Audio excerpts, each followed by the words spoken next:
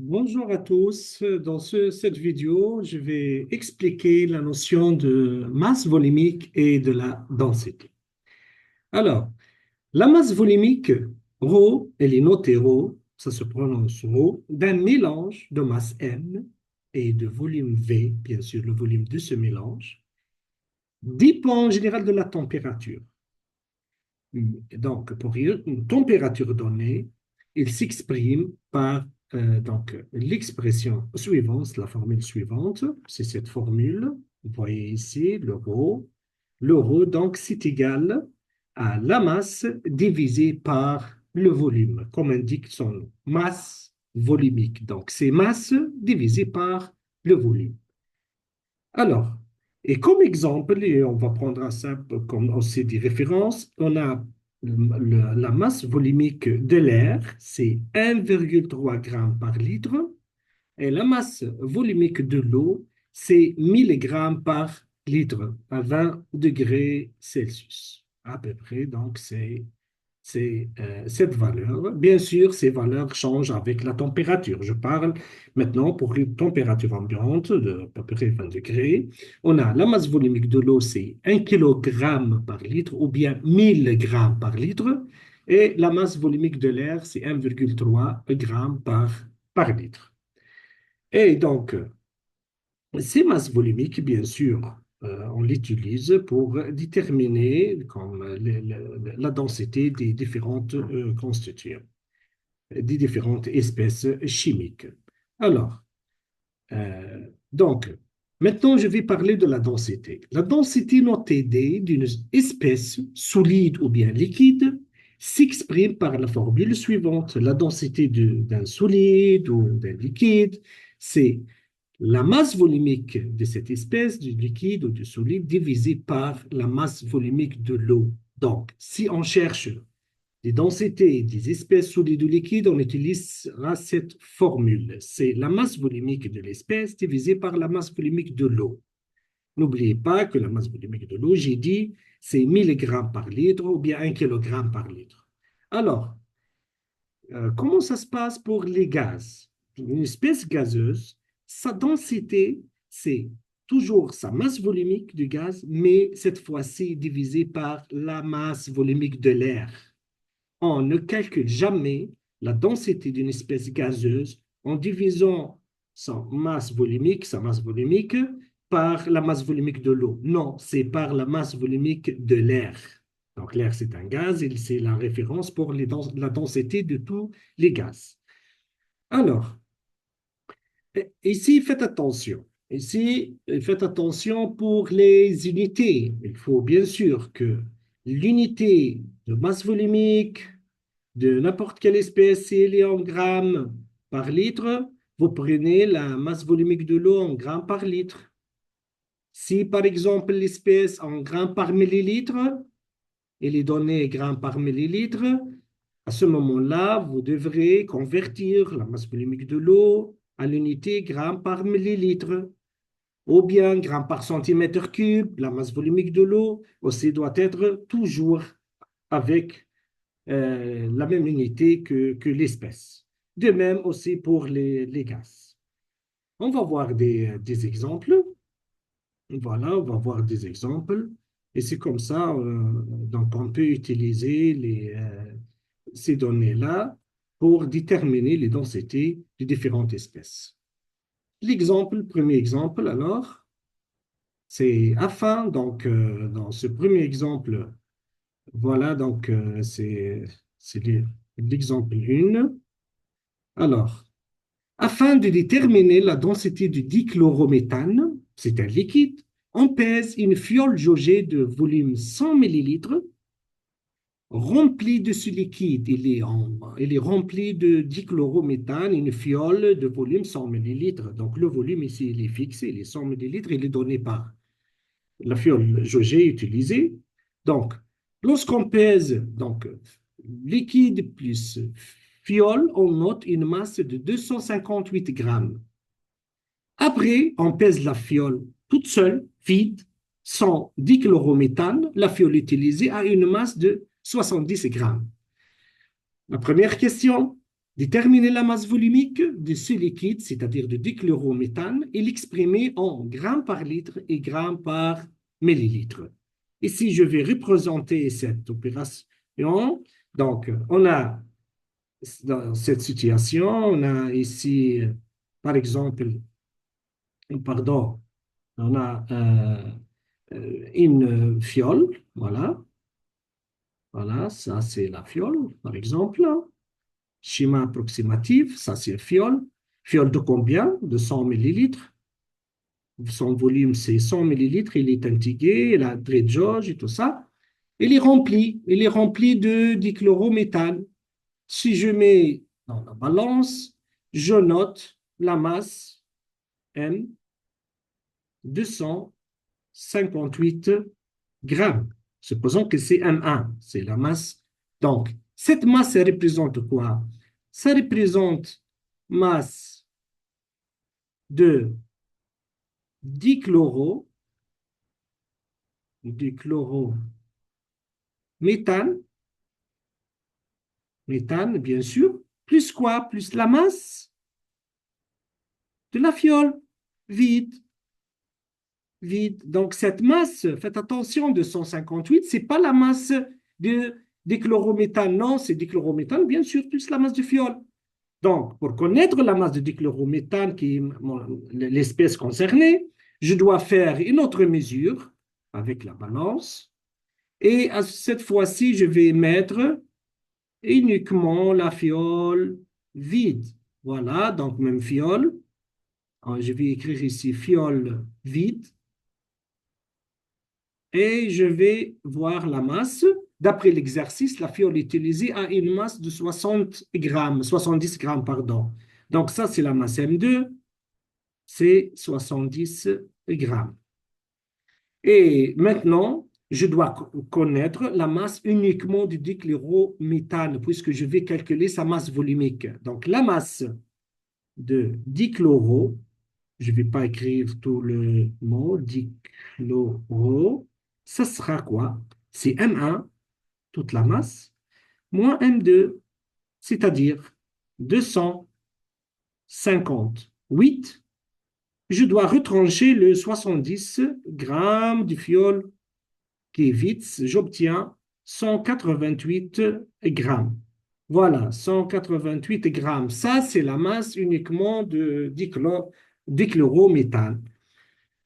Une fois que je connais cette masse, je dois passer au calcul de la masse volumique. Donc, c'est quoi la masse volumique? D'après notre formule, la masse volumique de dichlorométhane, je vais écrire tout simplement dichloro, c'est égal masse de dichloro seulement, dichlorométhane, divisé par son volume. Dichlorométhane aussi, c'est la masse du même volume. Donc, la masse ici, j'ai dit que c'est 188 grammes, pardon, 188 grammes, divisé par le volume qui est 100 millilitres. 100 millilitres. Et donc, le résultat, c'est 1,88 alors grammes par millilitre. Ça, c'est la masse volumique du dichlorométhane. Alors, maintenant, à partir du résultat précédent, déduire la densité du dichlorométhane. Euh, Ici, je n'ai pas terminé la question. Il demande en grammes par millilitre et aussi en grammes par litre. Alors, j'ai pas terminé la densité volumique, donc en grammes par litre, qu'est-ce qu'il faut faire? Je vois le gramme ici, mais je vois pas le litre. Le litre ici, ça, c'est millilitre. Je dois convertir le millilitre au litre. Je sais que un millilitre, c'est 10 à la puissance moins 3 litres, c'est-à-dire 0,001 litre. Donc, je réécris 1,88. Le gramme, je le conserve tel qu'elle est, je ne le change pas. Et le millilitre, je dois changer en litres, c'est 10 moins 3 litres. Ça, c'est à la place de 1 millilitre. Voilà, ce millilitre-là, c'est 10 moins 3 litres. Et donc, le résultat, ça sera 10 moins 3 passe en haut, ça devient 10 3, ça devient 1800, 1880. Et maintenant, c'est grammes par litre. Voilà donc. J'ai la masse volumique avec deux unités. Ça, c'est en grammes par millilitre et ça, c'est en grammes par litre. Donc, 1,88 grammes par millilitre ou bien 1880 grammes par litre. Parce qu'ici, elle a demandé la masse volumique en deux unités. Donc, faites attention aux unités.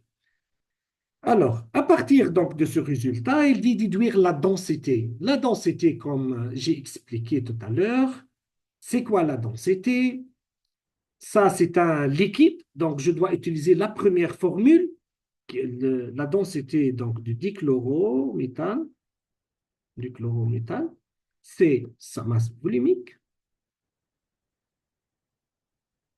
du chlorométhane.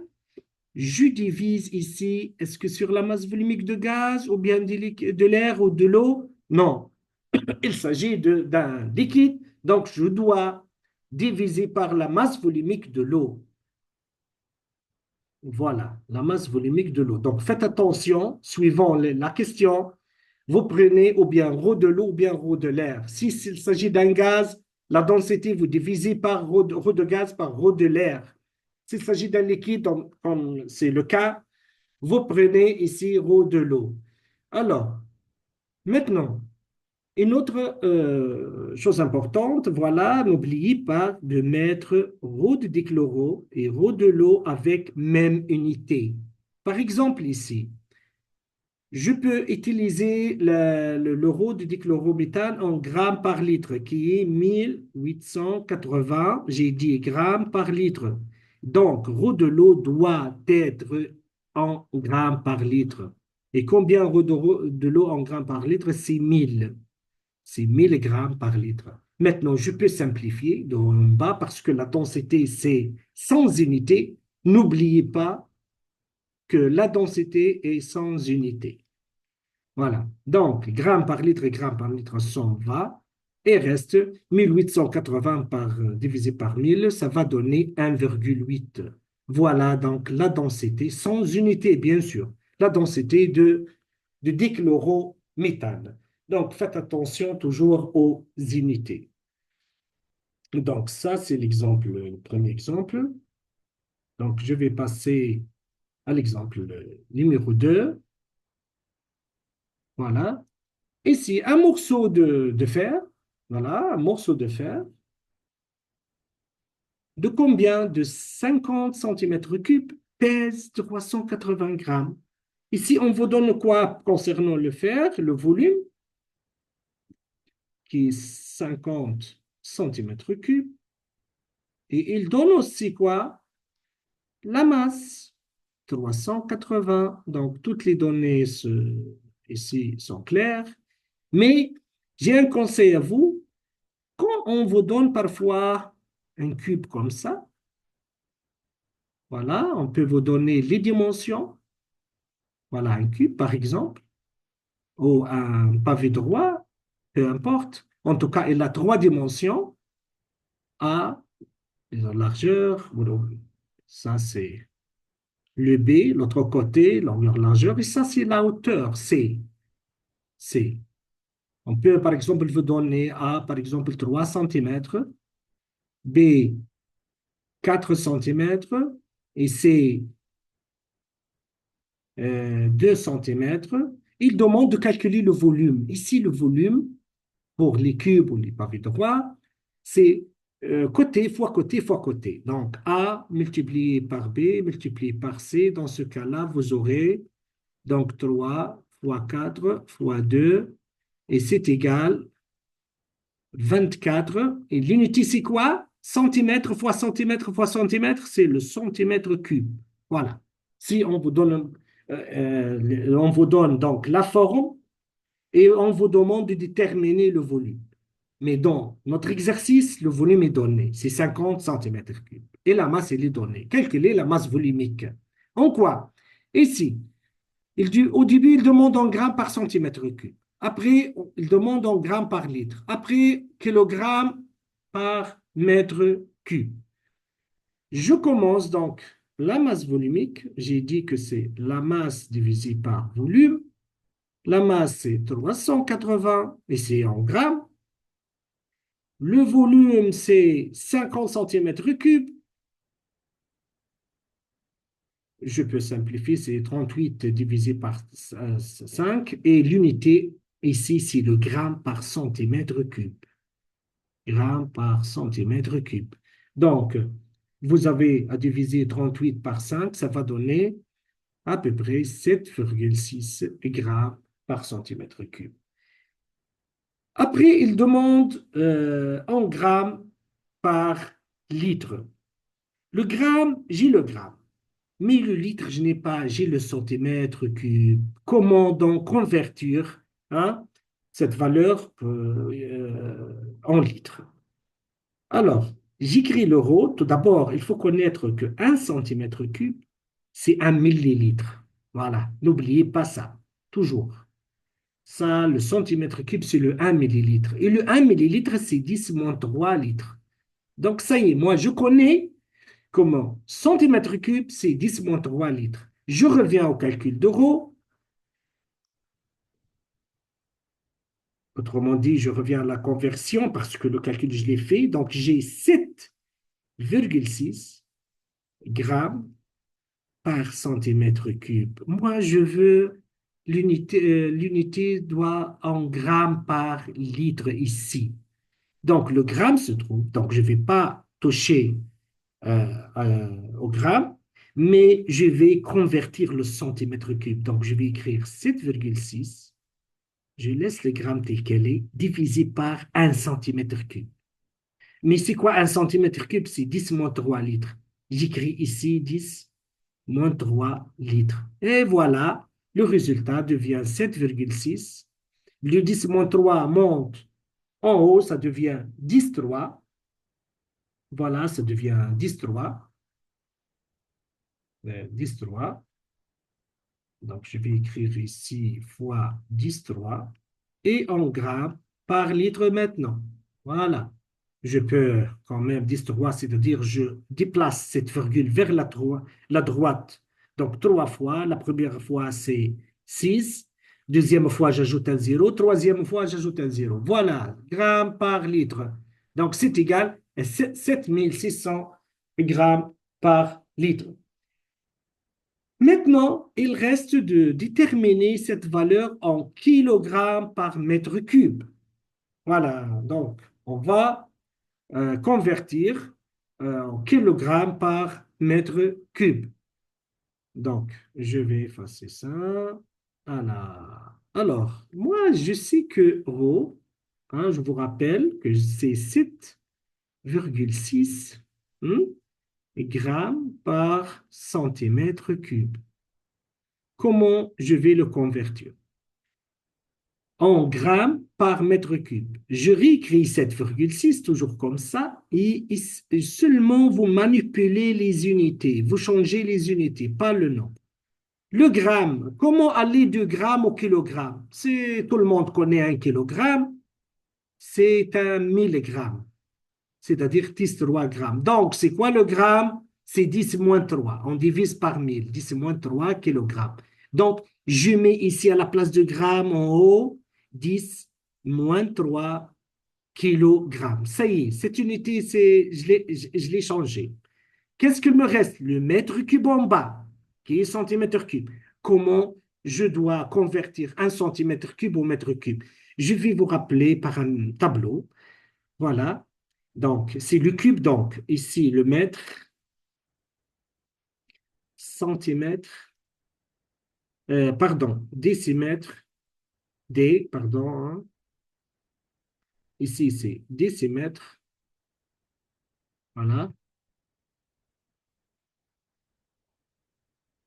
Alors, alors, décimètre. Et avant le décimètre, c'est le centimètre. Mais moi, j'ai le cube. C'est pas le. Donc, le mètre cube, décimètre cube, centimètre cube, Qu'est-ce que ça veut dire ici? Ça veut dire que je dois diviser la colonne en trois. Voilà, 3 et 3 pour le mètre cube. Voilà. Qu'est-ce que j'ai moi ici? 1 cm3. Je vais écrire 1 cm. Où je l'écris? Aux unités. Et je complète par les zéros jusqu'à j'arrive aux unités de mètre cube parce que je veux le centimètre cube en bas doit être mètre cube. Donc 0, 0, 0. Voilà, je m'arrive au mètre cube, je mets une virgule. Donc combien? -1, -2, -3, -4, -5, -6. Voilà, je connais que 1 cm3 maintenant, c'est égal à 10 6 mètres cubes. Et donc, j'écris à la place de centimètre cube ici, j'écris 10 6 mètres cubes. Je simplifie. Alors, 7,6 reste. J'ai 10 3 et 10 6. Donc, si 10 6, je peux le monter en haut. Elle devient 10 6. Donc, 10 6 fois 10 3. Et l'unité, c'est le kilogramme par mètre cube. Mais c'est quoi 10 6?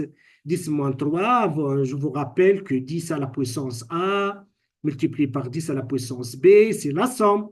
C'est 10 A plus B.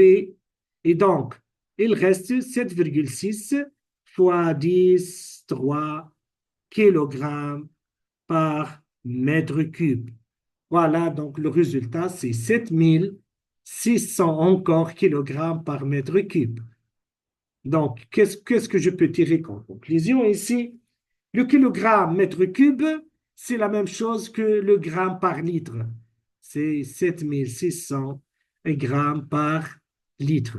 Donc, faites attention, cet exercice, bien qu'il est simple, il demande que la masse volumique, mais son objectif, c'est de maîtriser la conversion d'une unité à une autre. Voilà comment j'ai changé le gramme au kilogramme, voilà comment j'ai changé le centimètre cube au mètre cube à l'aide de ce tableau. Donc, toujours, faites attention aux conversions des unités. Voilà donc pour ce deuxième exercice. Maintenant, je vais passer au troisième exercice. Donc, ici, pour déterminer la densité de l'heptane, on verse 0,1 litre d'heptane dans une fiole que l'on pèse sur une balance numérique de haute précision. La masse mesurée, c'est 188 grammes. Maintenant, la fiole est pesée vide. La balance indique 120 grammes. Donc, c'est comme le premier exemple.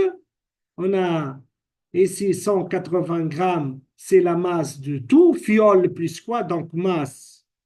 C'est pas la peine de répéter un schéma, c'est simple, masse du fiole plus l'heptane, masse de l'heptane, parce que moi je cherche l'heptane après pour calculer sa masse volumique. Les deux ensemble, c'est 188 grammes. Alors que masse du fiole toute seule, c'est 120 grammes. Moi, je veux uniquement masse de l'heptane. Donc, c'est quoi la masse de l'heptane? Je fais la différence de l'heptane, c'est 180 moins 120, pardon, moins 120. Et qu'est-ce qu'il donne? Alors, il donne donc 68. Voilà, 60. euh, pardon, 60. Alors là, c'est 188, pardon, hein, 188 moins 120, c'est 68, pardon, 68 grammes. Ça y est. Maintenant, calculer la masse volumique de l'heptane en grammes par centimètre cube. C'est simple. La masse volumique de l'heptane, c'est un quoi? C'est ici, euh, c'est un le liquide, l'heptane.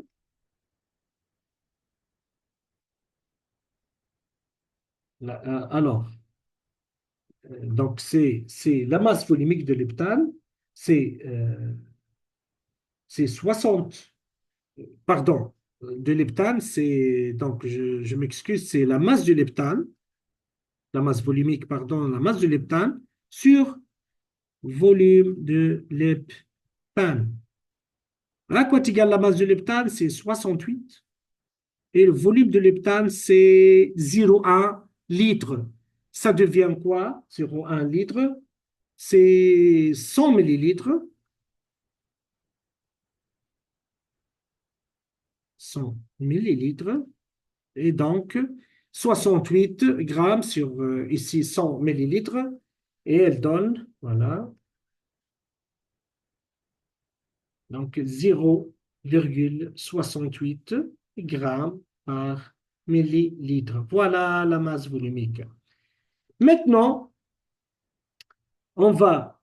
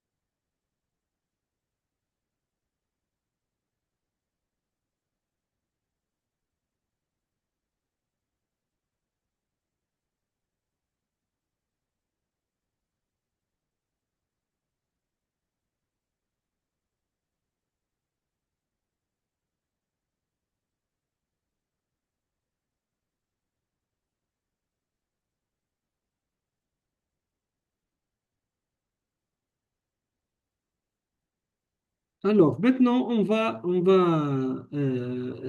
aux questions 2. Calculer la densité de l'heptane. Alors, la densité maintenant, je connais la masse volumique. Alors, je connais la masse volumique et 0,68 grammes par millilitre. Je connais la masse volumique de l'heptane, donc de l'heptane, qui est 0,68 grammes par millilitre, ou bien aussi 0,68, j'ai dit le millilitre, c'est le centimètre cube, grammes par centimètre cube. La densité, c'est un solvant, l'heptane, c'est un liquide, donc j'utilise sa masse volumique de l'heptane,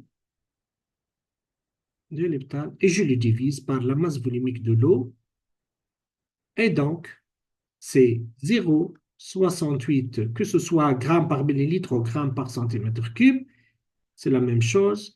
Et maintenant, eau de l'eau, je n'utilise pas 1000 grammes par litre. Non, parce que il faut avoir les mêmes unités.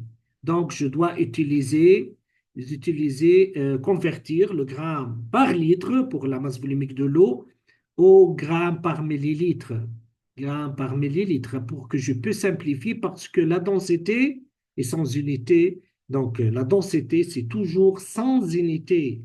Sans unité. Pour que ce soit un nombre sans unité, je dois avoir les mêmes unités en haut et en bas pour l'heptane et pour l'eau. Donc, ça va rester ça, 0,68 grammes par millilitre. Alors, et l'eau, milligrammes, grammes reste millilitres, donc le millilitre c'est 1000 litres, donc ça va donner 1 gramme par millilitre et le résultat c'est 0,68. Voilà donc la densité. Donc j'ai converti aux mêmes unités en haut, en bas et j'ai obtenu 0,68.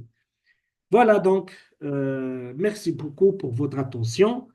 Partagez donc cette vidéo avec vos collègues et j'espère donc que la prochaine vidéo, je vais expliquer d'autres donc concepts concernant ces masses volumiques et densité et tout ça. Merci beaucoup et j'attends vos commentaires et à la prochaine. Merci beaucoup.